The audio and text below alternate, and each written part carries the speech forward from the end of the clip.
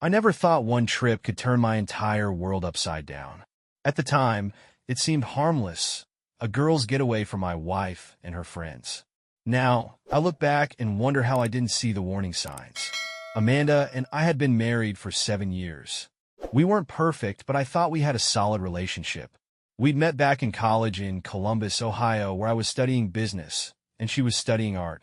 From the moment we met, she had this energy about her, this spark that drew people in. She was the life of the party, the one who could light up a room with her laugh. Fast forward 10 years, and life had settled into a steady rhythm. I worked full-time at a car dealership, managing sales and putting in long hours to make sure our bills were paid. Amanda stayed home to take care of our kids, Eli, 6, and Maddie, 3. She was great with them, always organizing playdates, packing lunches, and keeping the house running smoothly. I honestly thought we made a good team. Then a couple of weeks ago, she dropped something on me out of the blue. We were cleaning up after dinner when she casually said, "Oh, by the way, the girls are planning a trip to Myrtle Beach next month. They've been talking about it for ages, and we finally decided to just go for it."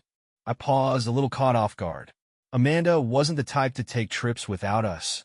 In fact, I couldn't even remember the last time she'd gone somewhere without me or the kids. "Oh," I said, trying to sound supportive. "That sounds fun. When are you thinking of going?" "Next week," she said a little too quickly.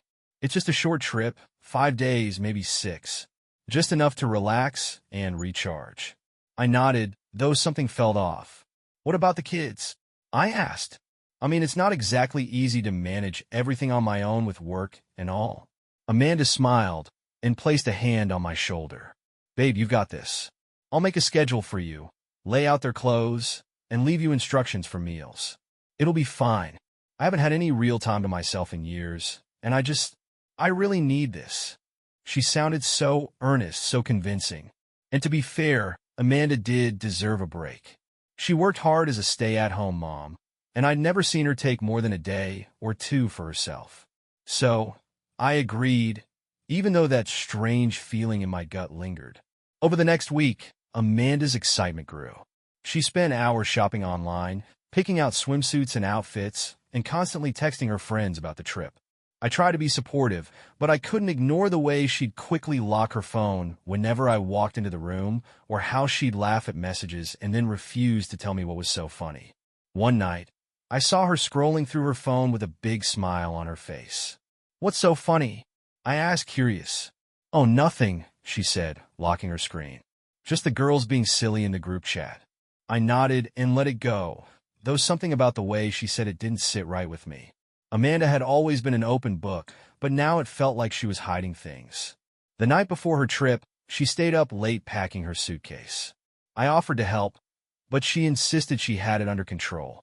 I couldn't help but notice how carefully she folded her new bikinis and how much attention she paid to every detail. She even painted her nails and styled her hair before bed, which was unusual for her. Before she turned in for the night, she handed me a list she'd written out on a notepad. "Here," she said, smiling. "This should make things easier for you while I'm gone. I've planned out everything, the kids' meals, their outfits, their bedtime routines. If you follow this, you'll be fine." "Thanks," I said, glancing at the list. "You've really thought of everything, huh?" "Of course," she said, giving me a quick kiss on the cheek. "I'll FaceTime you guys every night, I promise." She seemed so happy, so carefree.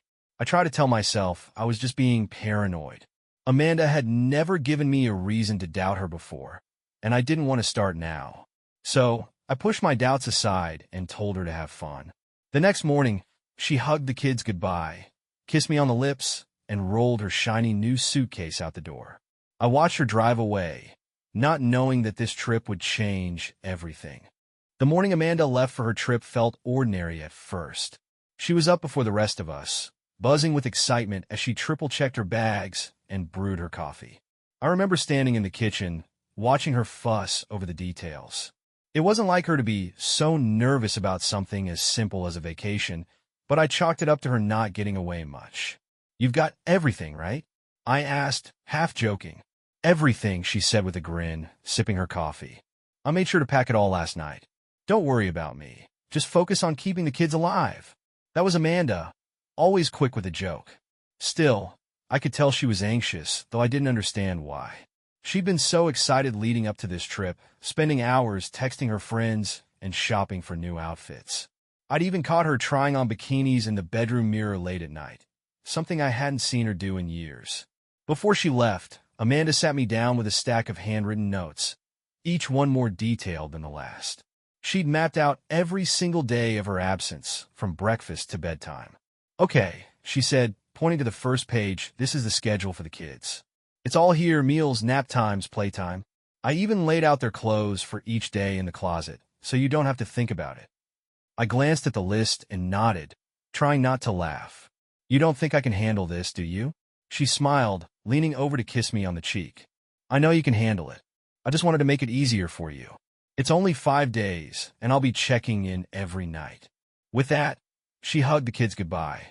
Eli gave her a quick, distracted hug before going back to his cartoons, but Maddie clung to her like she wasn't coming back. "I'll miss you, Mommy," Maddie said, tears welling up in her big brown eyes. Amanda knelt down, wiping Maddie's cheeks. "I'll miss you too, sweetheart. But it's only a few days, and I'll call you every night, okay?" "Okay," Maddie sniffled. As Amanda walked out the door, she looked over her shoulder and waved. "Love you guys. Be good for Daddy." "Love you too," I called out, trying to ignore the strange, hollow feeling in my chest. The first day without Amanda was a blur. I thought her schedule was overkill, but by lunchtime, I realized I needed it. Eli threw a fit because I didn't cut his sandwich into triangles like Amanda always did, and Maddie cried when I couldn't find her favorite pink sippy cup. I sent Amanda a picture of Maddie sitting on the counter, covered in peanut butter, with a caption that said, "We're surviving, barely." She replied hours later with a laughing emoji and a quick, "You've got this." The second day wasn't much easier. Maddie refused her nap, which threw off the entire afternoon, and Eli got upset when I didn't know how to braid his sister's hair for their playdate. Amanda's instructions were detailed, but there were things only she seemed to know, like where the backup diapers were or how to get Maddie to eat broccoli without a meltdown. By the end of the day, I was exhausted. Still, Amanda called every evening, just like she promised. The first night, she FaceTimed us from what looked like a hotel balcony. She was wearing a sundress, her hair tied up in a messy bun, and she had a drink in her hand. "Hey guys," she said, her voice bright. Maddie lit up, waving at the screen. "Mommy, I miss you." "I miss you too, baby," Amanda said, smiling. "Have you been good for Daddy?" "Yes," Maddie said, bouncing in her seat. Eli was less enthusiastic. "When are you coming home?" he asked, frowning. "Soon," Amanda said, her tone soothing. "Just a few more days and I'll be back. Daddy's doing a great job, isn't he?" Eli shrugged, which made Amanda laugh. She turned her attention to me, her smile warm but somehow distant. "How's everything going?" "We're hanging in there," I said. "Kids are fine. House is still standing, so I'd say we're doing okay." "That's good," she said. "You're amazing, babe. I'll call again tomorrow, okay?"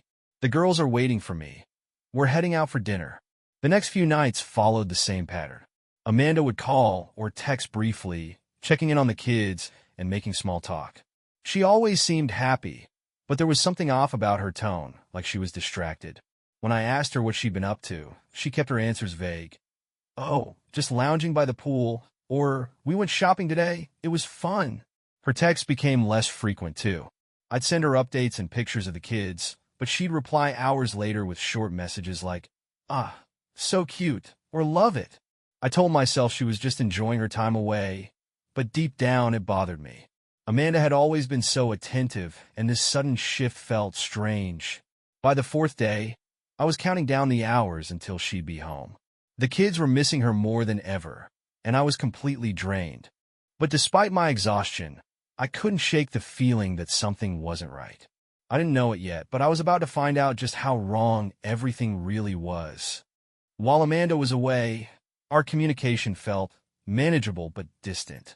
She kept her promise of calling every evening, but the conversations were getting shorter. I convinced myself it was just the excitement of being on vacation.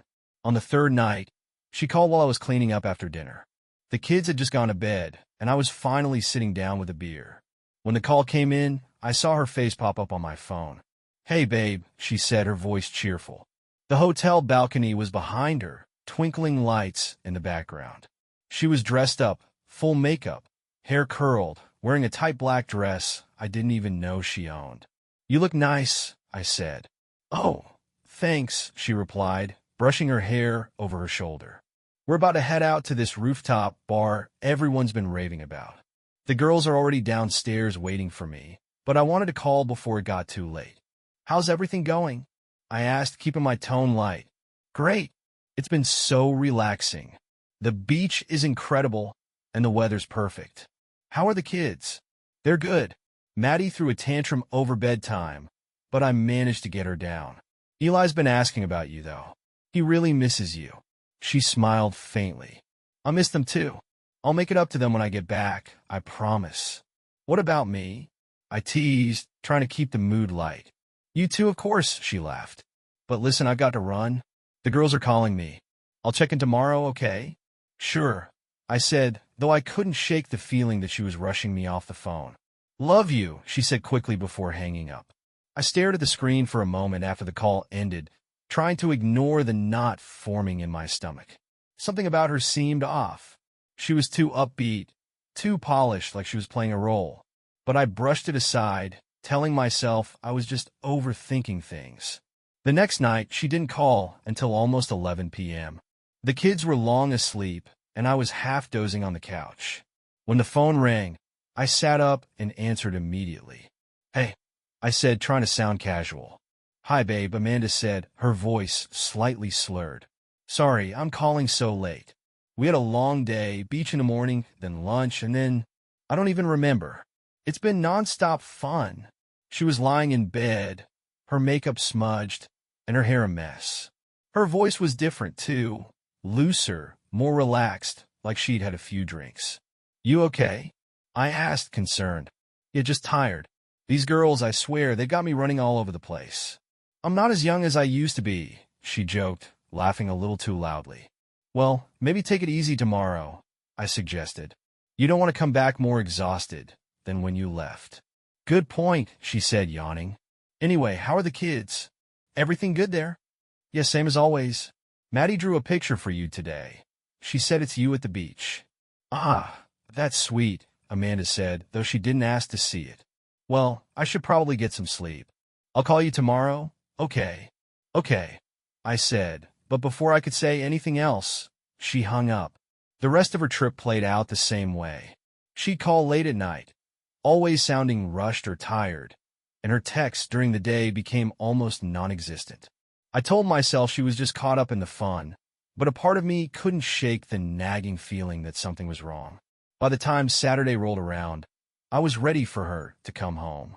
The kids were too. They'd been asking about her nonstop, and I was running out of ways to keep them entertained. When she called that afternoon to say she'd be home late Sunday night, I felt a wave of relief. "Can't wait to see you," I said. "Me too," she replied, but her voice lacked the warmth I was hoping for.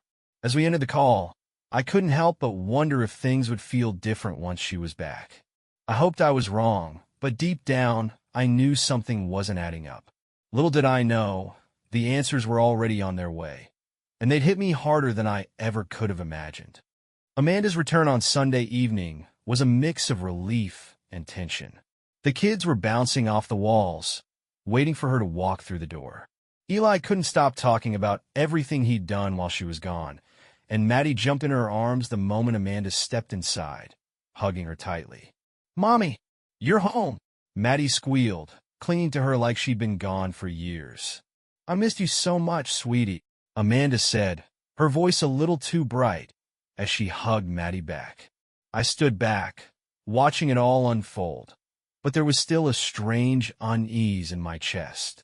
I couldn't pinpoint what was wrong, but something about the way Amanda was acting, so overly cheerful, like she was trying too hard to make up for lost time, felt off.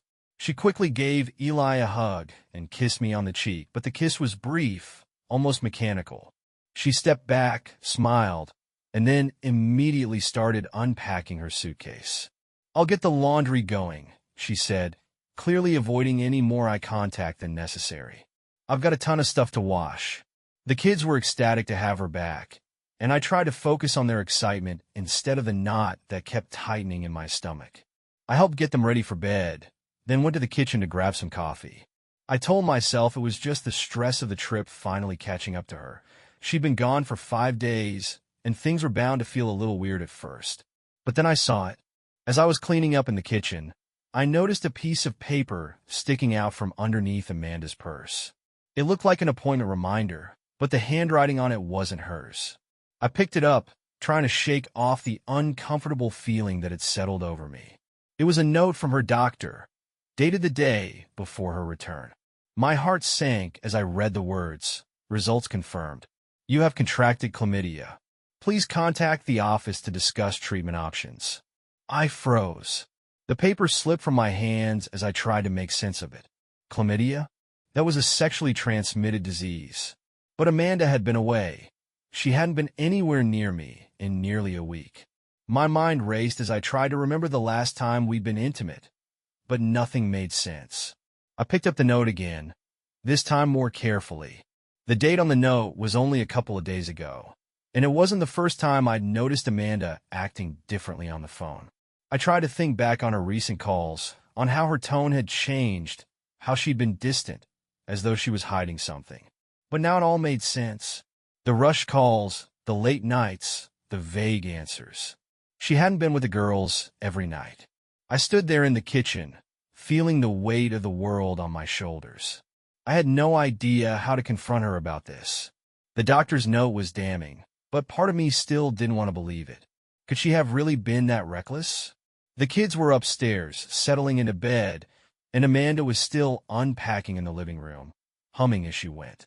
I walked over to her, trying to keep my voice steady. "Hey, Amanda," I said, my throat tight. "Yeah," she turned, a bright smile still plastered on her face. I held up the note. Her face immediately fell. "What is this?"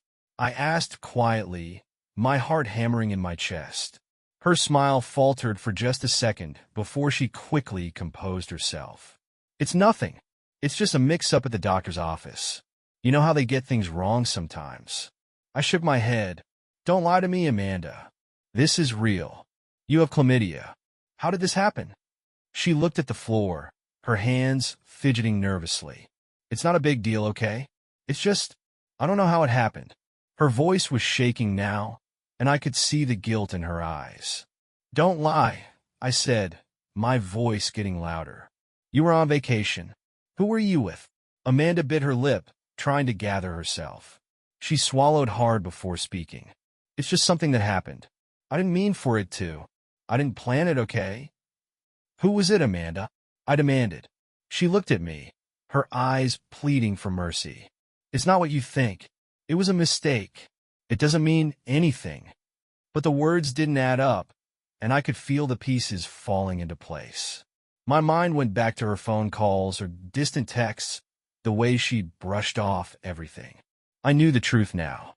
She'd been unfaithful, and I was left to pick up the pieces. But there was more to this than just the disease. As the night wore on, I couldn't help but wonder how far she'd gone, how many men had been involved. The note was just the beginning, and I couldn't ignore the growing sense that there were things about her trip she hadn't told me, things she'd hoped I'd never find out. I wasn't sure what to do next, but I knew one thing for certain. I wasn't going to let her get away with this. The days after I found the doctor's note were like a fog.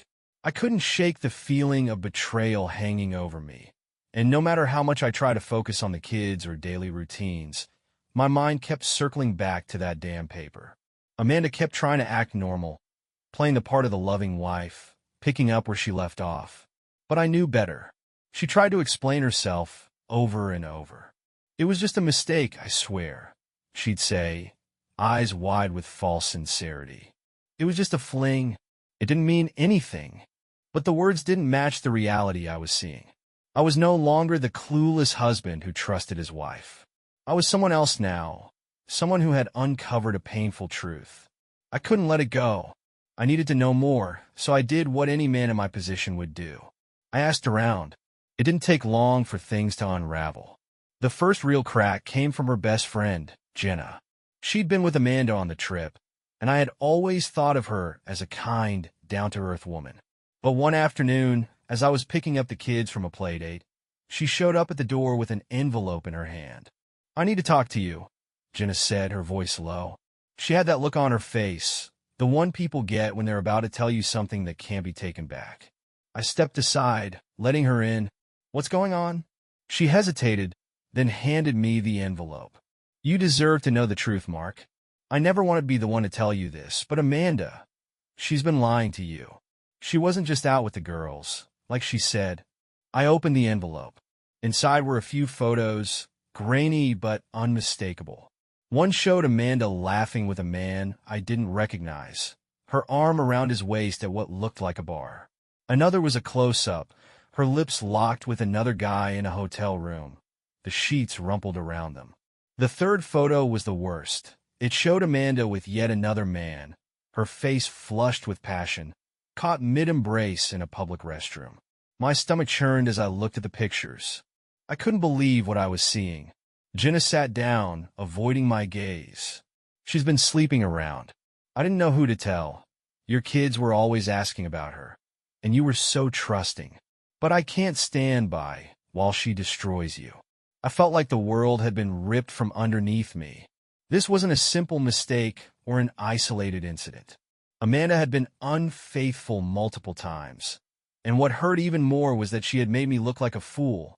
"She didn't tell you, did she?" Jenna asked. "About the other guys? About what happened when they went out to that club on the second night?" I shook my head. "No, she didn't. She kept saying it was just the girls having fun." Jenna sighed, looking away. "She's been hiding this for months, Mark. I don't know how much longer she could have kept it up. I'm sorry to be the one to tell you all this, but you need to know the truth. And I'm sure there are more pictures out there that she doesn't want you to see." I didn't know what to say. My mind was reeling from the shock, from the betrayal. I'd spent the last few days thinking that maybe Amanda had made a mistake, but now I knew the truth. She hadn't just slept with one man. She'd slept with several. And I'd been the last one to find out. After Jenna left, I sat in the silence of our house, staring at the photos. I kept running the same question through my head. Why? Why would Amanda do this to me? To our family? It wasn't long before I got my answer. Amanda came home late that evening, her usual bright smile plastered on her face. "How was your day, babe?" she asked, trying to act normal, but I could hear the shakiness in her voice. "Sit down," I said, my voice low. Her face changed immediately, and she hesitated before sitting down across from me. "What's wrong?" she asked, feigning concern. "I know about everything, Amanda." I threw the photos on the table in front of her. She went pale when she saw the pictures, her eyes flicking to the door as if she were looking for an escape. "I'm not going to pretend that I don't see what this is," I said, my hands shaking with anger. "You've been lying to me. You slept with not one, not two, but several men while you were away, and you didn't think I'd find out." She opened her mouth to speak, but no words came out. "You're a liar," I said, my voice rising. "You've betrayed me in the worst way possible, and you think I'm just going to forgive you?" "I didn't want to hurt you," she said, finally finding her voice. "It just happened. I didn't mean for it to get out of control. I was just looking for something. I didn't want to be this person." I couldn't believe what I was hearing. She was trying to justify what she had done, trying to make it seem like it was some kind of mistake. But there was nothing that could excuse her actions. "I'm done, Amanda," I said, standing up. "I'm filing for divorce." She stared at me, tears welling up in her eyes. "Please, Mark. I'm sorry. I didn't mean to hurt you." I shook my head. "It's too late for apologies. You've crossed a line I can't come back from." I walked out of the room, my heart heavy with the weight of what I'd just done. There was no turning back now. Amanda's lies had shattered everything we'd built together. And while I didn't know what the future held, I knew one thing for sure. I wasn't going to stay in a marriage built on betrayal. The divorce was inevitable. It was time to move on.